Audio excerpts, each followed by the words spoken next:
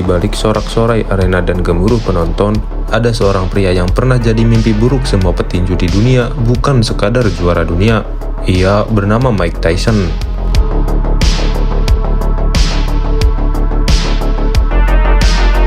Mike Tyson adalah simbol kekuatan tanpa belas kasihan. Namanya dikenal semua orang, tapi sedikit yang tahu, di balik pukulan secepat kilat itu, tersimpan masa kecil yang remuk, amarah yang tak pernah padam, dan kesepian yang mendalam.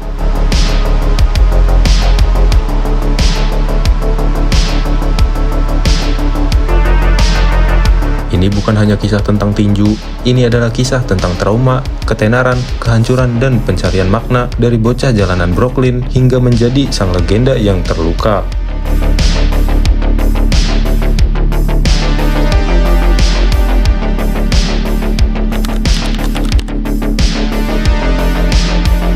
Mike Tyson lahir tahun 1966 di Brooklyn, New York.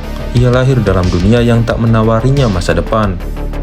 Ayahnya menghilang sejak kecil, ibunya yang bernama Lorena Tyson hidup dalam kemiskinan, berpindah-pindah tempat tinggal, dan tak mampu mengendalikan putra kecilnya yang penuh amarah. Di usia 7 tahun, Tyson sudah mencuri, dan di usia 13 tahun, dia telah ditangkap polisi lebih dari 30 kali. Ia tumbuh tanpa rasa aman, tak ada figur ayah, tak ada nasihat, hanya ada sebuah perkelahian, rasa takut, dan kebutuhan untuk bertahan hidup.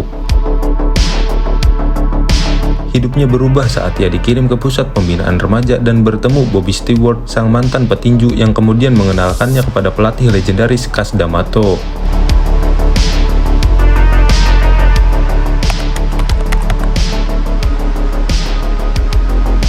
Cus D'Amato bukan hanya pelatih, ia menjadi sosok ayah yang tak pernah dimiliki Tyson. Ia melihat potensi besar dalam anak jalanan ini, tapi yang lebih penting, ia tahu di balik amarah itu ada luka lama. Cus D'Amato mengajarkan Tyson lebih dari sekadar tinju. Ia menanamkan filosofi hidup, kedisiplinan, dan konsep bahwa rasa takut bisa dikendalikan. Tyson tumbuh dengan cepat, tubuhnya seperti dirancang untuk ring tinju, tapi yang paling mematikan bukan kekuatannya, melainkan ketenangan dan fokusnya yang dingin. Ia menjadi mesin, dan saat usianya baru menginjak 20 tahun, dunia berubah.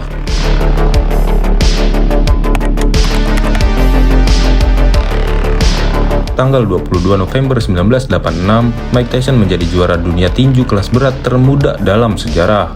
Usianya baru 20 tahun, pukulan kanan kirinya secepat sambaran ular dan tak ada yang bisa menandinginya. Ia bukan hanya petinju, ia adalah tontonan.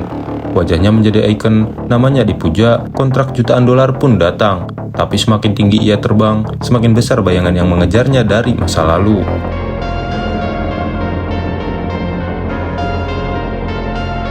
Tanpa Cus D'Amato yang telah wafat setahun sebelum Tyson meraih gelar, Tyson kehilangan kompas moralnya. Ia dikelilingi manajer rakus, wanita, pesta, dan tekanan ketenaran hingga membuat Tyson mulai terperangkap dalam dunia yang ia sendiri tidak dapat memahami.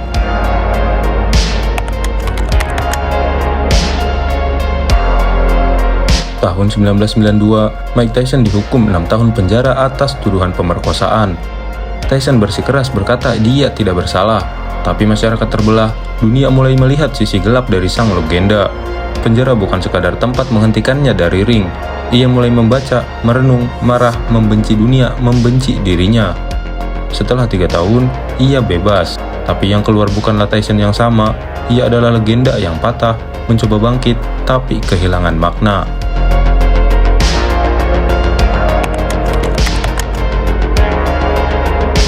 Mike Tyson kembali ke ring, tapi ia bukan lagi petarung yang dulu. Ia meninju karena dibayar, bukan karena lapar, tapi karena ia lelah. Pertandingan melawan Evander Holyfield menjadi simbol jatuhnya sang legenda. Di ronde ketiga, Tyson menggigit telinga Holyfield, momen yang dicatat sejarah dengan rasa malu dan ketidakpercayaan. Tyson berubah dari legenda menjadi bahan olok-olok, tapi publik lupa ini adalah anak yang tumbuh dalam trauma yang tak pernah diajari cara mencintai.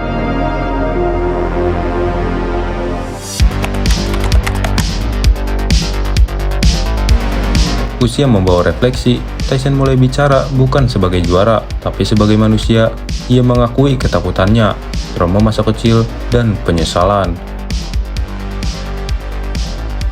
ia membuka podcast, tampil di film, dan bicara soal spiritualitas. Ia menanam ganja, menjalani hidup sederhana, dan menolak disebut legenda.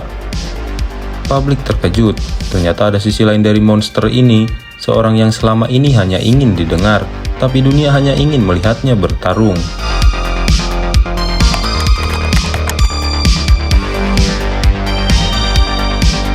Mike Tyson bukan sekedar nama, ia adalah luka terbuka dari masa lalu Amerika. Anak kulit hitam dari Brooklyn, simbol kemarahan, kehancuran, dan kebangkitan manusia yang terlambat. Karena terkadang kita terlalu cepat menyebut seseorang sebagai legenda, tapi terlalu lambat menyadari bahwa legenda juga bisa terluka.